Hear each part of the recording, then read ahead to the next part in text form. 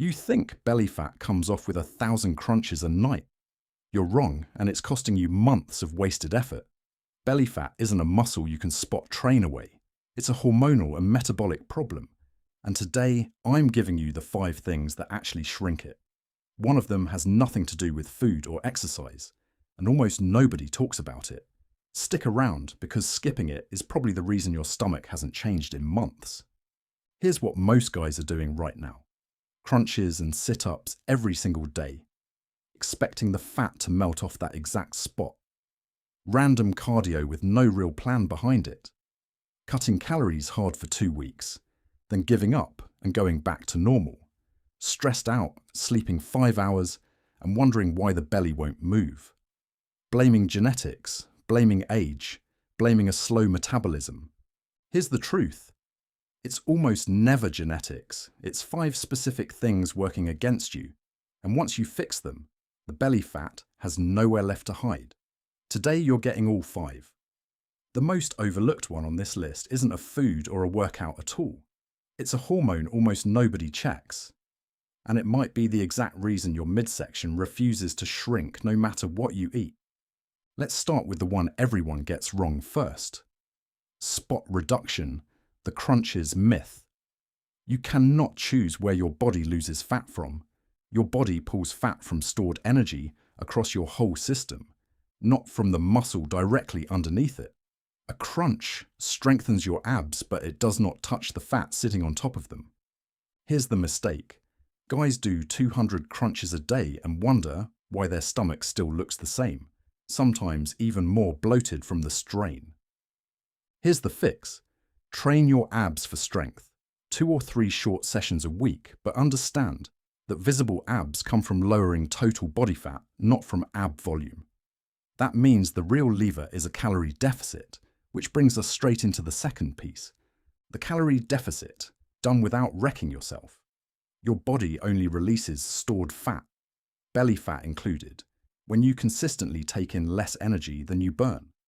There is no supplement, no tea, and no trick that replaces this. Here's the mistake almost everyone makes. They slash calories brutally, drop to starvation levels, feel miserable, and quit within 2 weeks. Here's the fix. Aim for a moderate deficit, roughly 300 to 500 calories below what you burn in a day. Keep protein high, around 1 gram per pound of your goal body weight, because protein keeps you full and protects your muscle while the fat comes off.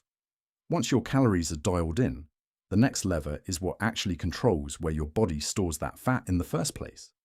Cortisol, the hormone most men have never checked.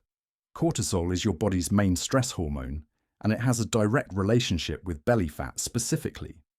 A study published in the journal Obesity found that chronically elevated cortisol is strongly linked to increased visceral fat, the deep fat that sits around your organs and pushes your stomach outward. Here's the mistake. Constant stress, 5 hours of sleep, and non-stop caffeine keep your cortisol elevated all day. And your body responds by holding onto fat right in the midsection. Here's the fix. Sleep 7 to 9 hours a night, non-negotiable. Get 10 minutes of sunlight in the morning, cut caffeine after 2 in the afternoon, and build in a few minutes of quiet. No phone before bed. Fix your cortisol, and you remove one of the biggest reasons belly fat clings on, even when your diet looks decent. With your hormones under control, the next target is what you're actually drinking and eating late in the day. Alcohol and refined sugar, the direct visceral fat drivers. Alcohol is calorie dense. It lowers your inhibitions around food, and your body prioritizes burning off the alcohol before it burns any fat at all. Refined sugar spikes your blood sugar, spikes insulin, and repeated spikes over months push your body to store more fat around the belly specifically. Here's the mistake.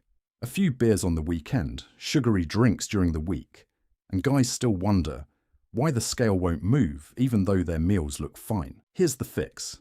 Cut alcohol down to once a week at most, and swap sugary drinks for water, black coffee, or plain tea. Replace processed snacks with whole foods, fruit, nuts, yogurt, things your body actually recognizes as fuel. That change alone often reveals real progress within 2 to 3 weeks. Now the final piece, the one that ties the whole system together and does it without wrecking your recovery. Walking, the most underrated fat loss tool you own. Long, exhausting cardio sessions raise cortisol and can work against everything you just fixed. Walking does the opposite. It burns real calories, keeps your stress hormones low, and it's something you can do every single day for life. Here's the mistake.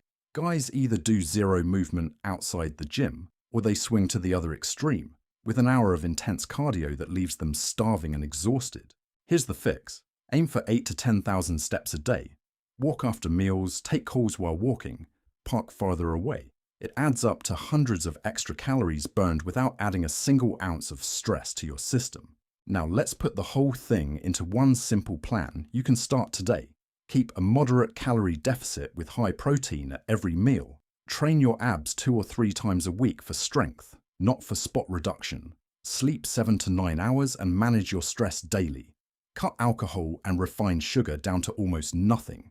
Walk 8 to 10,000 steps every day without exception. That's the entire system. 5 simple habits working together. Here's the honest part. None of this is a 7-day miracle. Real visible change usually takes 4 to 8 weeks of consistency, and anyone promising you a flat stomach in 3 days is selling you something.